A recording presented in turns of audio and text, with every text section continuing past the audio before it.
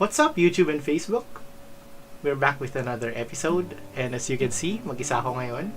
We don't have a scheduled ride today, so we decided to try something new. Alam niyo sa Pilipinas, di ba, masyadong busy yung mga kalsada.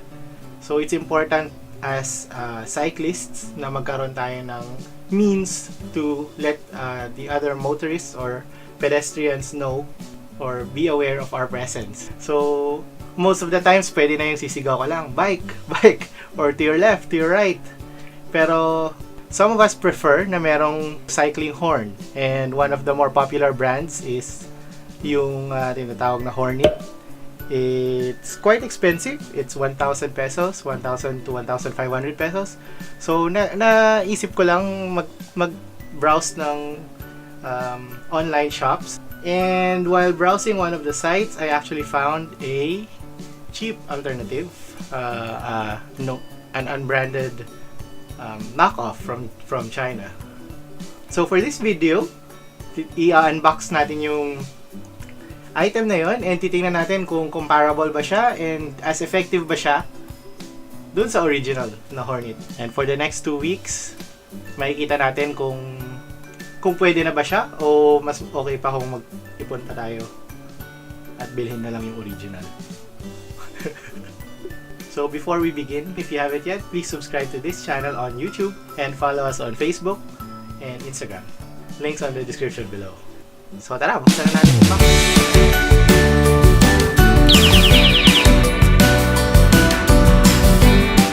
Okay, so first of all, as you can see, very basic yung packaging niya. As I said, unbranded knockoff to, bought from a website and actually imported from China.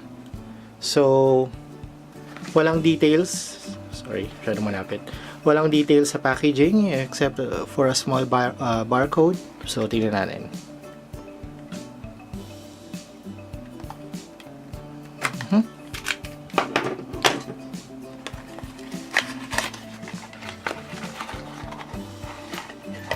Ayun, so just as expected, wala masyadong info sa loob, walang leaflet, walang flyers, anything like that.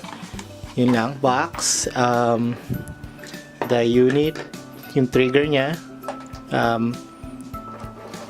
and yung phone mount, and yung bike mount. So the thing na nagustuhan ko dito and also dun sa original Hornet unit is ito yung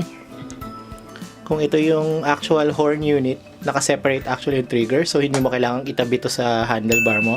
Pwedeng nasa gitna to ng bike and yung trigger niya is yun yung malapit sa handlebar mo, so hindi mo na kailangan bitawan yung handlebar or yung grip pag kailangan mong pindutin yung horn. One problem na nakita ko dito bago ko pa binili is hindi siya rechargeable. Gumagamit siya ng AAA batteries. So, try natin lagyan. Now, checking yung material niya, durability wise, I guess you get what you pay for 100 pesos. Hindi naman siya sobrang flimsy na kusa na lang siyang maghihiwa-hiwalay. I guess if you mount it properly, okay lang. Pero pagka halimbawa loose yung wire, pagkaka-mount mo loose yung wire and tumama to somewhere, kahit sa kamay mo pag binaba mo ganun, tumama yung wire, posibleng ma-disconnect siya dito. Pero overall, I guess if you mount it properly, it should work until maubos yung battery, I guess. So tara, try natin lagyan ng battery and tingnan natin kung good as advertised.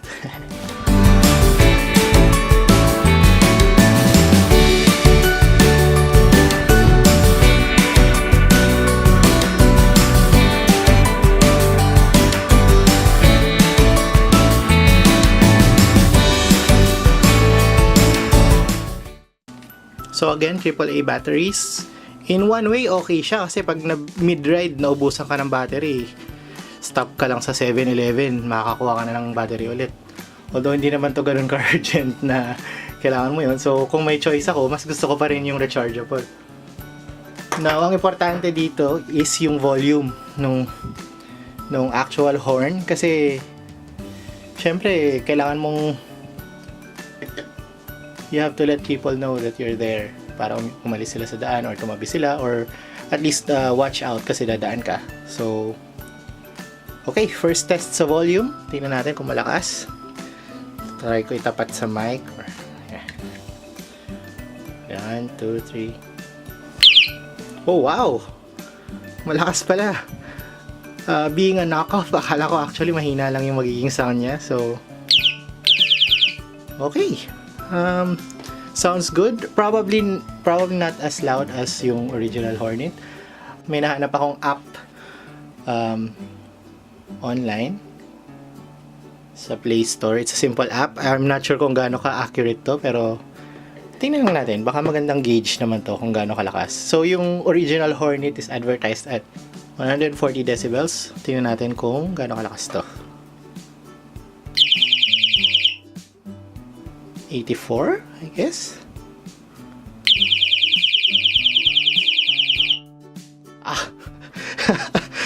Okay. So, 84.9 max. To be honest, sumakit yung tenga ko kaya tinigil ko na. Kung yung goal mo is paalisin yung pedestrians, for sure maririnig yun. I'm not sure kung papansinin nila yung ganong sound kung hindi sila familiar sa bike horns. I know for a fact si Mix mas preferred niya yung sound na parang galing sa kotse, yung air horn. For other vehicles, for example sa cars na nakasara yung windows, hopefully tumagos naman yung sound niya at malakas naman. And yun, hopefully tumagos yun. Makita nila, tumingin sila sa side mirror, sa rear view mirror, makita nila na nadadaan ka. One more test and then kabitin natin sa bike ko. Okay, let's go!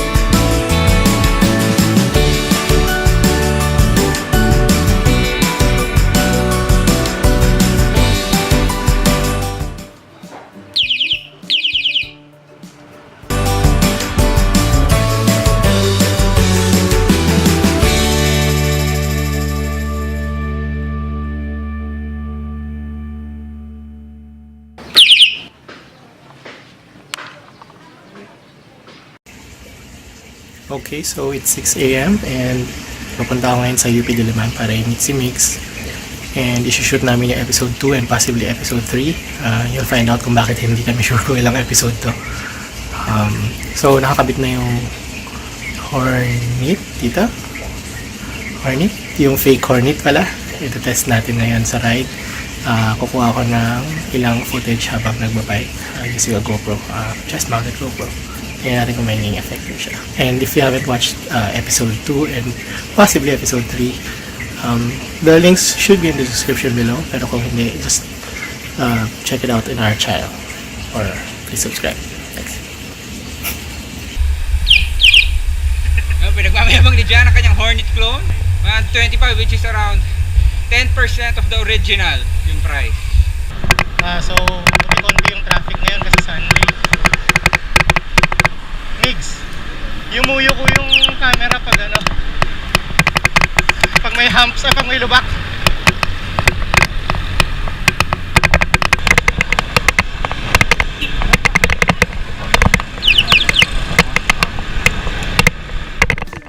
So here we are after 2 weeks, nag-iba bigla yung set namin. During our Manila Bay and Intramuros ride, that's episodes 2 and 3, nagamit ko ng frequently yung fake Hornet. Yun nga lang, most of the times hindi ko suot yung GoPro, hindi siya chest mounted sa akin. Either ginagamit ni Mix o kaya nasa bag lang namin kasi wala namang interesting stuff sa paligid. So, hindi siya na-capture on camera. I'd like to call on our sponsor, Paolo. Pao, kailangan namin ng isa pang GoPro ni Mix para mas maraming action shots. So here are the pros and cons of the fake Hornet. Let's start with the pros. Syempre, unang-una, sobrang mura niya. 10% of the actual price. Yung original Hornet, makukuha natin for 1,000 to 1,500 pesos. While itong fake Hornet, or yung knockoff, nakuha namin for 135 pesos. Number 2, it's aesthetically pleasing. So bilang isang Hornet clone or knockoff, ginaya niya yung form factor and looks ng Hornet. And although hindi niya naman nakopya yun exactly, yung Hornet in itself is a very good looking bicycle horn. If you know what it looks like, siguro lagay natin yung picture dito. Hindi niya nagaya exactly, as you can see here. Pero, it's good enough, and for 125 pesos, actually, tingin ko magandang-maganda na yung itsura niya. And pwede mong, yung finish niya is plain black, so pwede mong lagyan ng stickers, or pwede mong kulayan kung artistic ka. Maraming pwedeng gawin, and I think it's good for its price. It looks good for its price. Now, on to the items na hindi naman pro, pero hindi rin cons. Number 1, no tools are required in assembling the mount dun sa handlebar ng bike. Handlebar na talaga ngayon, hindi grip. Yun nga lang, pagpapalitan mo yung battery ng horn unit, kailangan mo ng screwdriver. So, it defeats the purpose. Hindi ko alam bakit ganun yung naisip nila. Anyway, yung sa actual mount, hand screws lang yung gamit. Yun nga lang, kailangan mo ng screwdriver para sa battery. Number 2, yung volume. Based dun sa test, 80 decibels daw. And malayong-malayo yun sa 140 ng original, kung totoo nga yung rating nila. But still, as I said before, kung pedestrians lang or jeepneys, okay na yung sound niya. Maririnig ka. It just depends on them kung magigets ba nila na bike yun. Dumadating. Now, for cars or vehicles na sarado yung bintana, kulang pa yung data. Kulang pa yung observations ko siguro para malaman kung naririnig. I think maririnig ka nila kung malapit ka na. So, dahil doon, hindi ko siya matawag na pro. Pero definitely, hindi naman con. Kasi malakas din naman siya. Hindi naman siya hindi maririnig ng paligid mo. And number 3, as I said sa start ng review, yung battery niya is AAA batteries yung gamit. So, it depends on how you look at it. On one hand, okay siya kasi pwede mong palitan anytime. Very easy to access yung batteries. Pwede mong bilhin kahit saan, basically.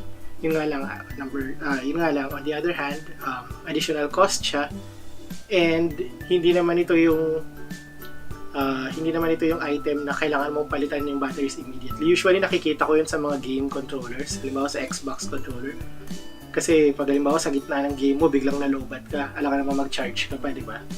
Mas okay, palitan mo na lang yung batteries. So parang yun yung idea nun eh. Pero dito sa bike horns, sa kalagitnaan ng ride, kung mawala man siya, hindi naman makakancel yung ride mo. Mas mag-iingat ka na lang, I guess.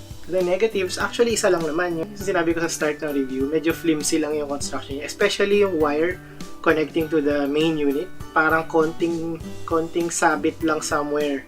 Tanggal na siya dun sa main unit. And pag nangyari yun, wala, nasira na. I guess pwede mo i-DIY solder pabalik, pero it wouldn't be worth it. Also, pag nabitawan mo yung bike mo, nabagsak mo, halimbawa, tinry mo yung stand pero bumagsak siya. Pag tumama yung main unit sa sahig, it's possible na mawasak siya. Medyo ganun siya ka-flimsy. Pero that said, kung hindi naman siya magagalaw at nakamount lang siya properly and yung mga vibrations lang ng normal use, I think hindi naman siya masisira as is. So, yung conclusion, should you buy it? Should you buy the original? Basically, if money is not an issue, I would say go for it. Kung pros and cons lang, tatanggalin mo lang yung factor ng pera. For sure, lamang na lamang yung original in all aspects. Mas malakas siya, mas matibay siya, mas maganda siya, lahat. However, dahil 1/10 lang yung price na itong fake, it's worth a second look, I guess. Kasi kung halimbawa, sinabi ko kanina, flimsy siya. Kung masira siya, bili ka ng bago. Masira siya ulit, bili ka ng bago. Kahit 9 times mo gawin yun, mas mura pa rin yun kaysa dun sa original. That being said, if you can afford it, dapat i-support mo rin yung original manufacturer. Kasi, company sila na dedicated to creating better bike accessories. So, pag sinuport mo sila today, maybe in the future makagawa sila ng mas maganda pang bike accessories. On the other hand, pag knock-off makers or siguro parang piracy din kasi yun, di ba? Kumbaga sa software, parang piracy siya. And yung question ng kung ang piracy ba, siguro yung ethical question dun kung dapat ba i-support mo yung piracy or dapat ba support mo lang lagi yung original. Yung tanong na yan, hindi ko masasagot. Pero ang masasagot ko lang siguro is, for 125 pesos, is it a good bike horn? And to that question, the answer is yes. Now, if you like more reviews like this, please let us know kasi nagtatry kami ng iba-ibang stuff, lalo na pag ganitong wala kaming rides. Please comment down below if you have any suggestions kung ano yung gusto nyong i-review namin. If you like this video in particular, please hit the thumbs up. Please subscribe to our channel and share it with your friends. And hanggang sa ulitin.